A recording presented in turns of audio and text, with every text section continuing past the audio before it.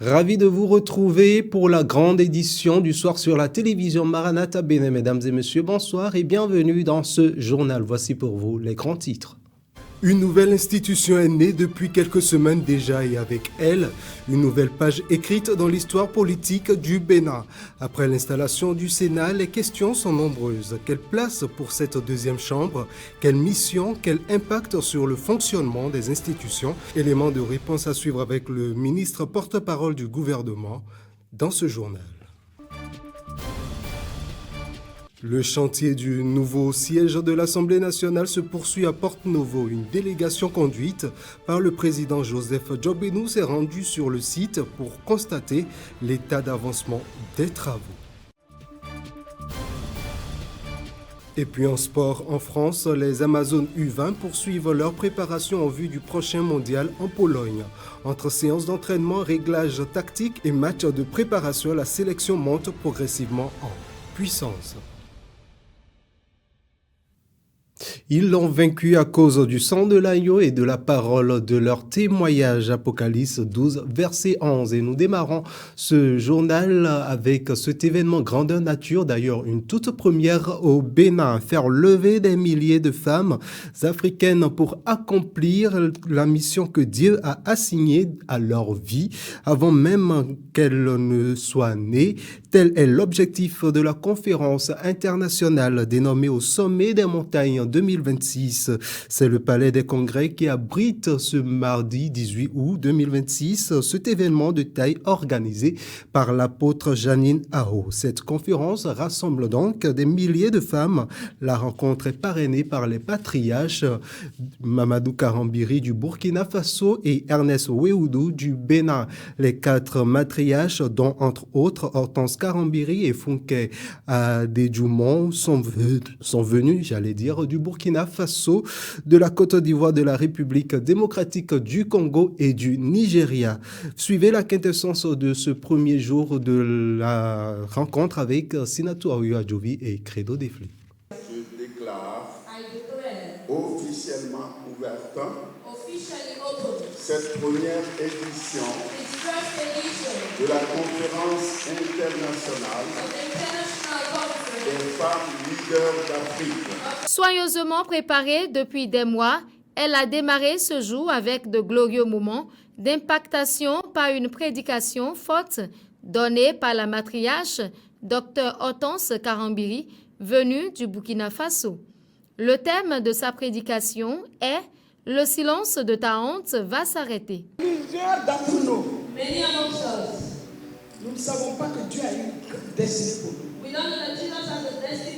Nous ne savons même pas que Dieu nous regarde, nous là, et puis dire que lui, il a des desseins éternels. Et ce n'est pas quelqu'un d'autre qui doit accomplir. C'est toi là où tu es assis, sans aucune conviction pour toi-même. Et Dieu dit, il a dit à Jérémie, dans Jérémie 1,5, avant que je puisse former dans le ventre de ta mère, et avant que tu puisses sortir de son sein, il dit, je t'avais consacré, je t'avais établi comme prophète des nations. Moi, tes problèmes sans produire. Aucun ne restera sur ta vie.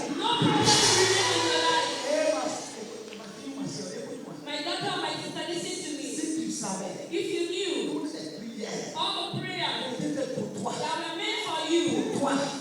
Pour toi. Je vais comprendre. Le Saint-Père va venir te dire ici.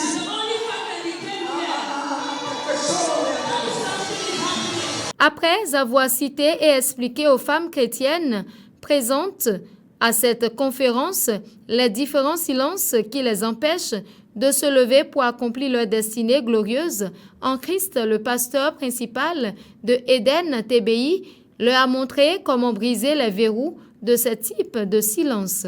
Un intense moment de prière a suivi le message. Louange et adoration du groupe musical commis pour cette occasion, prestations du groupe Fanfare et allocutions ont précédé le message de la matriarche Dr Hortense Karambiri. Je vous invite donc à prêter une oreille attentive à tout ce qui sera enseigné durant ce sommet Et je reste convaincue qu'au travers de ces 3 jours, Dieu changera notre vie. Ainsi, vous serez guéris, libérés de vos blessures et de votre passé, confirmés dans votre appel, renforcés pour un ministère stable et durable, reliés à un réseau panafricain de femmes leaders et surtout impactés par des matriarches à la fois éprouvés. Les participants ont également eu droit, en ce premier jour, à entre autres une communication sur la légitimité de la femme chrétienne dans l'espace public, droits et devoirs. Elle a été faite par la présidente de l'Institut national de la femme INF, Huguette Bokpe-Épouse Nyakadja. Cette rencontre internationale continue mercredi et prend fin ce vendredi 21 août 2026. On change de registre, on parle politique également dans ce journal. Une nouvelle institution est née depuis quelques semaines déjà et avec elle, une nouvelle page écrite dans l'histoire politique du Bénin. Après l'installation du Sénat, les questions sont nombreuses. Quelle place pour cette deuxième chambre? Quelle mission? Quel impact également sur le fonctionnement des institutions? Dans l'émission Face à l'actualité, il y a quelques jours sur la télévision nationale, le ministre porte-parole du gouvernement est revenu sur l'installation et sur sa place dans le paysage politique béninois. Voici à nouveau un extrait, suivez plutôt un extrait de son intervention. L'élection du bureau du Sénat vient consacrer la mise en place effective de cette institution. Après son installation, le 30 juillet dernier, la prochaine étape attendue était évidemment celle de la mise en place de ses instances dirigeantes, pour ne pas dire de son bureau. Et vous l'avez constaté, un bureau léger de 3 membres. Du point de vue de l'exécutif, c'est une bonne marche de nos institutions et c'est l'aboutissement du processus de mise en place de cette dernière année de nos institutions qu'est le Sénat. L'exécutif attend que cette nouvelle institution intervienne de façon complémentaire avec les autres pour nous aider à ce que notre pays continue sa marche vers le progrès. Son processus de développement amorcé entretienne la cohésion nationale entre tous ses fils, nous aide à avoir des bases politiques plus agréables, si on peut dire, à avoir des acteurs politiques plus responsables, toutes choses découlant des missions que le législateur a confiées aux sénateurs. Si le président Patrice Talon se retrouve aujourd'hui à la tête du Sénat, je crois que ça n'est pas que de sa seule volonté. Lui, il a beau se porter candidat, comme d'autres qui auraient voulu être candidats, il a encore bien fallu que l'ensemble des membres de l'institution lui accordent confiance pour qu'il en soit aujourd'hui le premier responsable. Et donc, je pense qu'il y a cette unanimité, ce consensus qui s'est dégagé. Et je crois aussi que c'est un signal que les sénateurs nous donnent. Tout à l'heure, on a bien dit que c'est une chambre de sages, n'est-ce pas? D'après ce que nous avons entendu, il y aurait eu d'autres volontés de briguer la présidence de l'institution. Que ces personnalités, entre elles, aient discuté, aient trouvé les mots, les arguments pour peut-être dissuader les autres qui voudraient postuler afin qu'à la fin, tous parlent d'une seule voix. Je crois qu'il n'y a pas mieux comme signe de sagesse que l'institution nous envoie.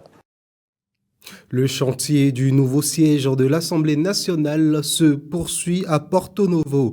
Une délégation conduite par le président Joseph Fifame Djobedou s'est rendue sur le site pour constater l'état d'avancement des travaux. Une visite qui permet donc de mesurer l'ampleur de l'ouvrage et les différentes étapes encore à finir. Reportage.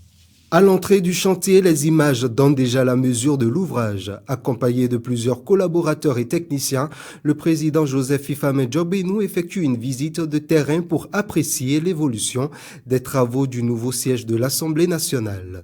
Casque de protection sur la tête, gilet de sécurité sur le dos, la délégation parcourt les différentes parties de l'édifice. Une visite qui permet de se rendre compte sur place de l'ampleur du chantier.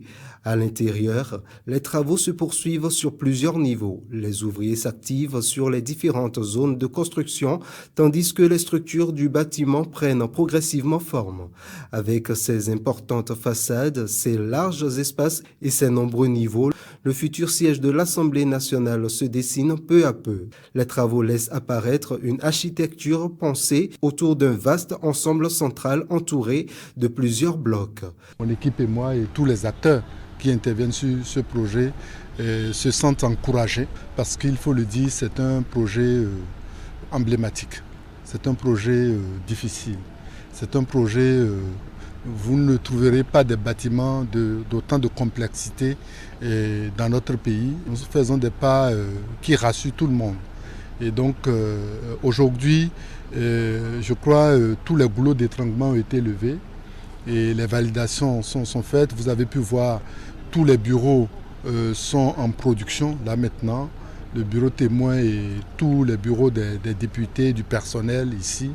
Et globalement, nous pensons que au premier semestre donc, de l'année prochaine, on pourrait donc avoir l'achèvement effectif donc, de la grande partie de cet ouvrage. Cette visite constitue donc une occasion de constater de visu les avancées réalisées et les étapes qui restent à franchir avant l'achèvement de l'ouvrage. On a bien vu que le bâtiment prend forme et s'intègre dans ce qui se fait à Porto Novo et plus généralement ce qui se fait au Bénin. Ce n'est pas une course de vitesse. Le travail que l'on fait, ce n'est pas pour nous-mêmes, c'est pour les générations à venir et il faut le faire bien.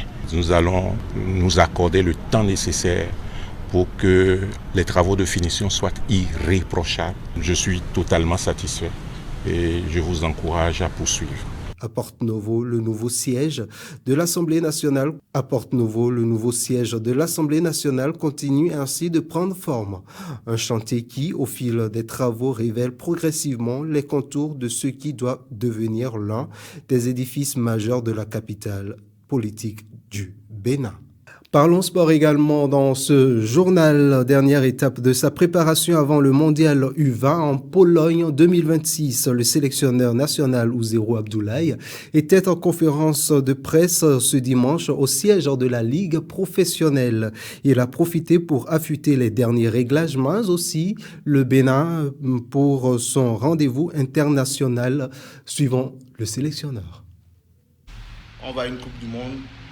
Il faut forcément essayer de trouver des adversaires quand même d'un autre niveau. Et c'est pour nous le meilleur endroit pour pouvoir gratter quelques adversaires qui soit préparent aussi la Coupe du Monde comme nous ou qui sont dans les stages dans la zone.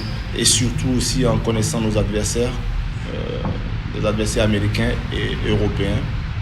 Trouver ce type de profil avec l'Euro qu'il y a eu il y a quelques semaines. On a pu voir la Pologne parce que c'est l'équipe la moins connue en fait du groupe vu que c'est sa première participation en Coupe du Monde tout comme nous. Pour l'Argentine et le Mexique, ce sont des habitués de la compétition. Je pense que le Mexique doit être à sa 10e participation consécutive. On a eu les infos et on continue de travailler sur ça. La motivation est là pour essayer de passer déjà le premier tour. Je pense que le public nous a soutenus quand même assez longtemps, presque tout le temps, parce qu'il y a les résultats, comme vous l'avez dit. Le jour où il n'y aura pas de résultats, c'est clair que c'est les mêmes personnes qui vous diront le contraire de ce qu'elles vous disaient il y a quelques semaines. C'est le jeu et je le connais, je le maîtrise assez. C'est pas simple.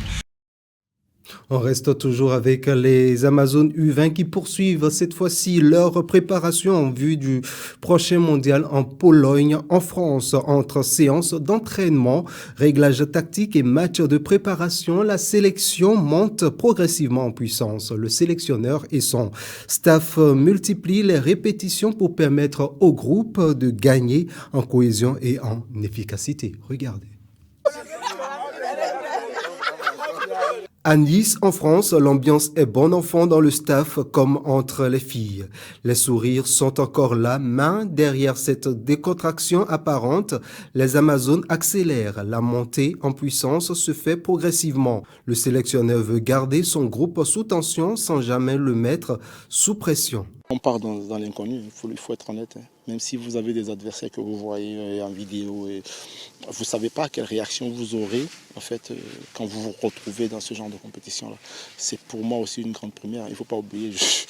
Parfois, j'ai l'impression que les gens oublient que je suis un jeune coach. Depuis bientôt 4 semaines, le sélectionneur et son staff répètent, corrigent, repositionnent un travail de précision pour une équipe qui, à l'approche du mondial, a déjà franchi un nouveau cap. Déjà, techniquement, je pense que ça a évolué. Parce que dans l'utilisation de balles, ça a été souvent notre point faible. Je pense qu'on a progressé là-dedans. Et même physiquement, c'est des filles qui n'avaient pas l'habitude de doubler les séances par jour. Donc elles ont eu quand même une grosse partie de... Surtout il y a 2 semaines où on a doublé les séances. Plus de maîtrise, plus de solutions et surtout davantage de profondeur. L'ossature qui a décroché la qualification n'a pas été bouleversée. Mais l'arrivée de joueuses aux profils différents offre désormais aux sélectionneurs un banc plus fourni et des choix supplémentaires, notamment dans le secteur offensif. Je suis beaucoup plus rassuré, il y a des nouvelles. Et Pierrette qui est là, il y a aussi la petite Awena Mouiba qui vient de U17, qui pour moi, c'est le type de joueuse que j'aime en fait, parce qu'elle est volontaire. Ça n'a rien de technique ou non, mais quand elle vient à l'entraînement, vous sentez que voilà, elle a envie de tout casser. Et c'est ça qui donne en fait la confiance à un entraîneur de pouvoir en fait regarder son banc. Samedi 15h30, heure de Cotonou, première répétition, grandeur nature face à Sarcelles, pensionnaire de la 3e division française. Un premier test avant 3 rendez-vous dont le plus prestigieux face aux U20 de la France, elles aussi qualifiées pour le mondial en Pologne. À quelques semaines de cette échéance mondiale, chaque séance compte et chaque rencontre doit permettre aux Amazones de gagner davantage en confiance au niveau mondial avec une équipe encore plus solide et mieux armée. La préparation se poursuit donc à Nice dans le sérieux, la concentration et l'ambition. Les Amazones avancent pas à pas avec un seul objectif en ligne de mire, être prêtes pour le mondial en Pologne. Et c'est donc sur ces images sportives que se referme ce journal du soir. Mesdames et messieurs, merci de nous avoir suivis. Vous le savez, retrouvez-nous également sur l'ensemble de nos canaux digitaux YouTube, Facebook, TikTok, Instagram et X. Très bonne soirée en compagnie de la télévision Maranatha Bénin. Bonsoir chez vous et que Dieu vous bénisse.